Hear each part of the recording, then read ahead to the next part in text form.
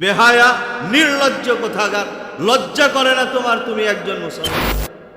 Argentina, Brazil, ফাজিল এই সবগুলো নিয়ে তোমরা নাচানাচি করো। তুমি না আখিরি নবীর উম্মত? তুমি তো মদিনাওয়ালাকে নিয়ে নাচানাচি করার দরকার। তোমার গায়ে মদিনার পোশাক থাকবে, তোমার চুল মদিনার কাটিং হবে। তোমার গায়ে কেন মেসি নেইমারের পোশাক? তোমার চুল কেন এদের কাটিনে তোমার চুল কেন কাটিং হয়? কি জবাব দিবা আল্লাহর নবীর কাছে হাশরের ময়দানে?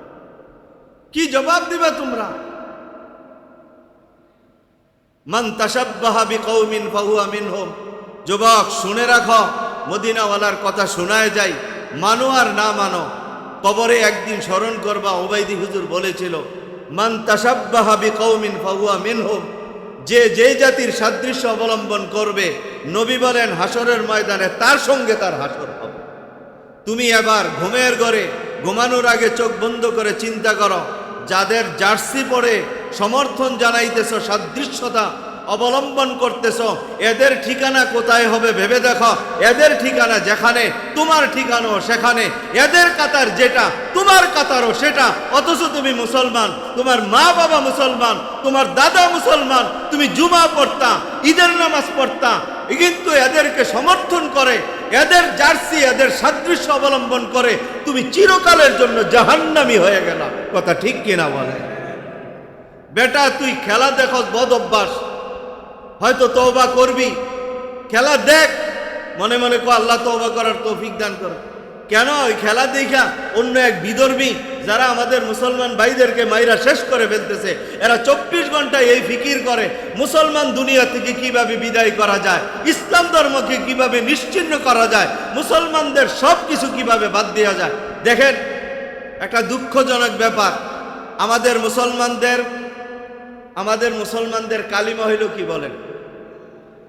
সবাই বলেন লা ইলাহা ইল্লাল্লাহু মুহাম্মাদুর রাসূলুল্লাহ।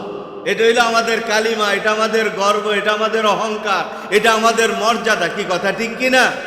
যাত্রাবাড়ি ফ্লাইওভারে কিছু পোলাপানেরা লা ইলাহা ইল্লাল্লাহ খচিত কিছু পতাকা লাগাইছিল গত পরশুদিন, না জানি গতকাল। এরা দেখলো আর্জেন্টিনা, ব্রাজিল বিভিন্ন পতাকা দেশ বেড়ে গেছে গা।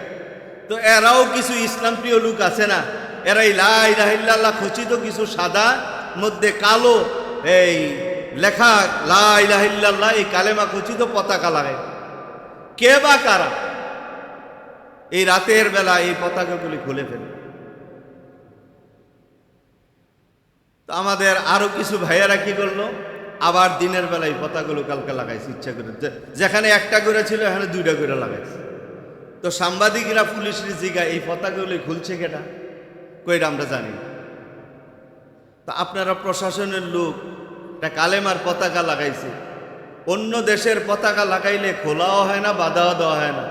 আমরা মুসলিম, আমাদের কালিমার পতাকা লাগাইলো কেন খোলা হইল? কালেমার প্রতি কেন এত বিদ্বেষ? আবার বলে কই এটা জঙ্গি পতাকা। নাউজুবিল্লাহ। বলে আমাদেরকে এই জঙ্গি ট্যাগটা ইহুদি নাসারারা দেওয়া হয়েছে, এদের সাথে সুর মিলে এখন আমরাও বলি নাউজুবিল্লাহ। বলে এই জন্য যুবক ভাই, তুই খেলা দেখস এটা তোর ব্যক্তিগত ব্যাপার। তুই একজন মুসলমান,